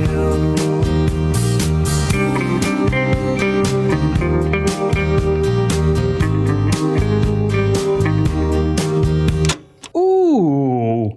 I love a surprise pick. Yeah, that's a surprise, but that is as fucking autumnal as it gets right there. It's crazy because I think that it's so funny that Fountains of Wayne is only popular for fucking Stacy's mom. Not actually having sex with Stacy's mom, but for the song Stacy's Mom. Although they probably did, according to the song, have sex with Stacy's mom. But Hackensack is it's a beautiful fucking poem. Like that is such a good song about missing someone and that went away. It feels very fall. Are you guys familiar? You guys have any relationship with Hackensack? I wasn't aware they had any more than one song, but I'm listening to it right now and it's Like, I totally get this choice. Yeah. Katy Perry covered it at one point in time, like really early on in her career, and crushed it. And it's such a bummer, like that. I don't know why I said it like that. That she went on to, be herself. No, it's a bummer. Yeah. It's fine. But it's a great fucking song. It's a great autumnal song. I like this pick because a few reasons, not to move the indie rock conversation into power pop, but power pop, underappreciated subgenre. Yeah. I don't understand why power pop didn't get bigger than it was. Like Weezer's probably the biggest example, but like you got bands like Fountains of Wayne and Big Star and Teenage Fan Club and shit that should have been way fucking bigger than they were. Not a Surf, fucking Superchunk. Love that shit. All should have been bigger than it was. I don't understand why it didn't get bigger. It makes no sense. But I don't associate power pop with fall. No, of course not. But this song is fall, and that's really fall. Cool. It's like almost like an out of genre example, which is dope, and that's very good because they're not a fall band. Nope. I think most of the bands we picked are fall bands. Like, we picked a song, but these are fall bands. I think Don, you just picked a non-fall band, but picked a fall song. So great job. Yeah. Great job on that. I feel good about it. Again, I love the departure from their normal shit. Like, I love when a band shows their diversity. I mean, fuck, we've talked about Saves the Day 1,000 times. That's another one that they've jumped around. It's funny because I can't remember who I was talking to. Like, we have grown as that band has grown. Like, as that band has evolved, we have obviously grown up as well. And I think that this is a similar situation where you've got Stacy's Mom, but to see them do something like Hackensack is like their ability to be, hey, we're not just the goofy Stacy's Mom band. It's a really good song, and this band had a following. Like, I know Stacy's Mom was massive pop hit, but like this band did have a following. I mean, this band's got more plays than Fountains of Wayne, or they are Fountains of Wayne, than the Shins. Yeah. And Arcade Fire. Like, what did you say Arcade Fire had? 4.5. It's right around there. It's right around, I'm sorry, 3.5. It's right around the same. But what sucks is that Arcade Fire has 3.5 million listeners of their library, and Fountains of Wayne has 3.5 million listeners of fucking Stacy's Mom, which is a bummer. Yeah. These that's fair. And these songs, I mean, this song has 9 million listens, which isn't massive, but it's not small. This band had a following though, but it goes along with that power pop stuff. Totally. Like those other bands I mentioned, like Superchunk and Teenage Fan Club, like they're important bands. They're influential. Like a lot of great bands reference these other bands as influences, but they never got massive. I don't understand why. Cody, did you listen to much? It doesn't make any sense to me. I didn't. So I only knew of Stacy's Mom. So when you said that, I was kind of like, oh, okay. And then I just started listening to it. Yeah, I started listening to it. I was like, oh, this is fantastic. If you go back to this album, Welcome Interstate Managers, go listen to that album. It came out in 2003. It is a power pop album. So like, listen to it as if you're going to listen to a Weezer album. If you go and jump in that way, it is a fucking fantastic album. It is so good, dude. So this came out in 2003. Yeah. So I feel like, I was a little bit later in high school. So I would assume like when Stacy's Mom came out, I was probably like super against it. Yeah, totally. I was probably in like my anti-flag phase at that point. Yep. So I probably just never would have picked this up. Yeah. If you go, like I said, go back and listen to it with like a Weezer mindset. And this whole fucking album is great from beginning to end. It's a really, really good album. Yeah. So like, well, first off, this band, I mean, and this is the story of all these bands. Like Teenage Fan Club has the same story. Big Star has the same story. But they opened for all the big bands, but never got big themselves. Like they opened for the Smashing Pumpkins, they opened for the Posies, the Lemonheads, shit like that. However, Schlesinger, and this is kind of well known, but the main songwriter for Fountains of Wayne, he did write a bunch of other shit for other bands and soundtracks. So he wrote That Thing You Do for the movie That Thing You Do. Yeah, iconic movie moments. He wrote a bunch of the songs. He wrote a bunch of the songs from Josie and the Pussycats movie. The dude could write a fucking power pop like song. A massive. He writes a shitload of songs currently. Like he writes pop songs. I don't understand how power pop isn't bigger. It's what it says. It's just pop songs with heavy guitars. Yeah. Like it's just Kelly Clark. Like Kelly Clarkson's a power pop artist. Let's be honest. I get she's a pop star, but if you listen to her catalog, like I mean, Don, you picked a song on that hasn't come out yet, but on the karaoke episode, like fucking that's a power pop song. Like I realize it's not a band, it's just Kelly Clarkson, but that song is just power pop. That's just a Fountains of Wayne song, dude. You're right. Like, and it's so good. I don't understand it, and I'll never understand it. Weezer crossed the line somehow. Good for them. They're great. 30th anniversary to the Blue Album. Congrats. Like they fucking figured out the equation, but there's so many bands that should have been bigger that aren't, and it bums me out. And this is one of them. And now you're getting me on a downward spiral. Dude. I don't want you to go down there. I think like for me, like I probably never considered them like much outside of like, this isn't the right term, but like similar to like an industry plant. Like I just thought of them as that they came in out of nowhere and that was it. Yeah, it's a bummer that it was Stacy's mom.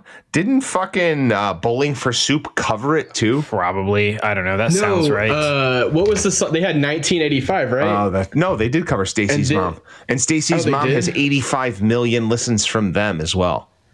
That's crazy. Yeah. Bowling for Soup. I was going to say, what was the SR-71 song? You remember that band here? They wrote 1985, but I think like based on their contract, they weren't allowed to release it. So they gave it to Bowling for Soup to release instead.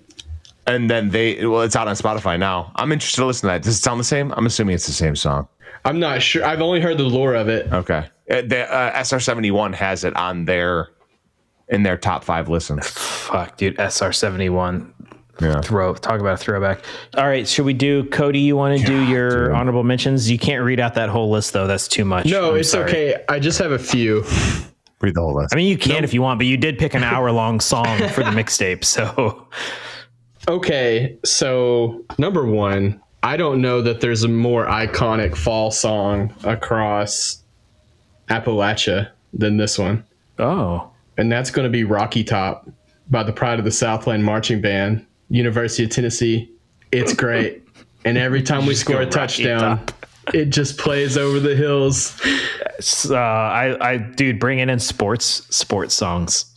Fantastic. Yeah, that's great. I was joking around with a couple of my friends. I was like, should I just do Rocky Top right off the rip? And I was like, I can't do that. My second one is shame on us. No American Football on the list. Dude, that's on you. You texted me earlier this week that you were going to pick 4 American football songs. Yeah, I know. If you could. And then you didn't pick any. I just didn't want to do it. It's too easy, right? What would you have done? The Summer Ends. Oh, okay. It's just perfect. Yeah, you're right. And I think the last one I really thought about putting on here was Window Blues by Band of Horses. Yeah, anything Band of Horses too. They're like Fleet Foxes. They're just a fall-time band. Yeah. Great call, Roderick. I had a few. I'll just throw them out. She's Not There by the Zombies. A little 60s garage throwback. Yeah. 2 Weeks by Grizzly Bear, right up the Shins vein. So I couldn't do both. Great Pumpkin Waltz by Vince Guaraldi Trio. I mean, I referenced it in the Coop thing, but honestly, like that song's a fucking song's a jam. Yeah. I go outside and the leaves are changing color and it's brisk out. Like I want to listen to some Vince Guaraldi Trio, Great Pumpkin Waltz. And then lastly, pretty obscure, but anybody who's into the jazz stuff, there's a song called Autumn Serenade, which is very on the nose, but it's a great song. It's by Joni Summers is the artist, but just a really good, like old school vocal jazz song. That's very fall, very autumn. Got it. What do you got, Don? She's Like the Wind by Patrick Swayze. Oh, okay. Let's go. It would have been fucking great. He's into the Patrick Swayze. It would have been fucking great, man. That song is haunting. It's like fucking, that's such a good song. So She's Like the Wind by Patrick Swayze. Neurosis, Falling Unknown, but Cody kind of cornered the stoner metal. It's like a big Viking ballad. Are you familiar with Neurosis, Cody? Yeah, a little bit. Okay. And I was really nervous about going stoner metal. Yeah, I really was. It makes total sense. So I'm glad that right kind of worked out. But you did knock that one off. And then I was going to put Only in Dreams on for the 30-year anniversary of the Blue Album. I was going to do Weezer. Only in Dreams is good. Yeah. That's one of their more fall songs. Like Pinkerton as an album is a fall album. You're absolutely correct. But off the Blue Album, that's good. I will say what's interesting to me about the Patrick Swayze song is I don't associate almost any 80s music with the fall. What is that? That's probably a me thing. Yeah. That's a me issue. But the 80s just feels so positive. Not fall. There's a chance. I don't know. Yeah, positive and like synthetic. Yeah. In a way, fall feels so natural. Some Messina in there that fits, right? Well, yeah, for sure. There's definitely some like folksy stuff too. Yeah. But I mean, I can't argue with She's Like the Wind. I just never would have come into my mind, dude. That was a good one. Yeah. Making me want to just go watch Dirty Dancing though. Yeah, and that sucks because like the only reason that I was going to tie it back together was like Dirty Dancing is the end of summer, like when they're doing the closing of the like that end ceremony. So it's like the end of the summer, start of fall. Kind of like a literal transition to fall kind of a thing. Except that would have been the other song, but She's Like the Wind is from Dirty Dancing, so that's how I would have pulled it all together. I've had the time of my life. Is it that one?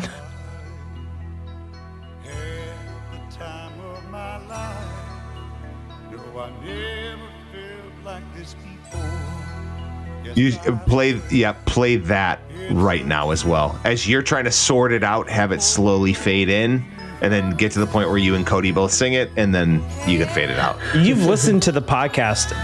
You've listened to my edits of the podcast enough to know that I don't edit out the instructions that you give me. I keep them in. And then the song plays. I love it. So what, do you want me to sing it again? No, it's retroactively. Where it's at. They will have heard it already. It's perfect where it's at. Just like when we did the Golden Girls. That shit was fucking spot on. Dude, I got text messages about that. That shit was really good. From people that were like, I love how cute that was. You and Don with the Golden Girls. It was really good. Theme. And I was like, hey, that's just how we feel about each other. What can I say? Cody, this is a blast, buddy. Oh, dude, always. Cody, I've been looking forward to this for a while. Also, Maddie was like, you have to have Cody on for the fall. And we're like, well, we had him on for the spring. Cody, I think you got summer, but there's probably going to be an arm wrestling match we can do winter songs and Christmas songs. So maybe you can get the season and then somebody else can get the holiday. I like the challenge of that, Don. Yeah, like I like a winter versus because I typically listen to so much Christmas in the winter, but like what's a winter song that's not Christmassy? Man. What a challenge. I'm thinking like Fleet Foxes, probably like some Shins. Some Shins. Let me fire a little bit of Pedro the Lion. Sure. Let me fire out this list and then we'll wrap this bitch up. So Sleep, Dope Smoker, Fleet Foxes, Ragged Wood, Necromantics, Who Killed the Cheerleader, Pedro the Lion, Of Up and Coming Monarchs, Coop, Tonight, In Flames, Pinball Map, Empire, I Was a Lonely Estate, It Was Your Heart That Saved You. Did I get it all? Yeah, that was actually great. Right, cool. Nailed it. Kelly Finnegan, Catch Me I'm Falling, Mumford & Sons, The Cave, Circa Survive, Stop the Fucking Car, The Shins, New Slang, and Fountains of Wayne, Hackensack. That's the old, well done. That's the old list. And then maybe we'll get a secret track of She's Like the Wind.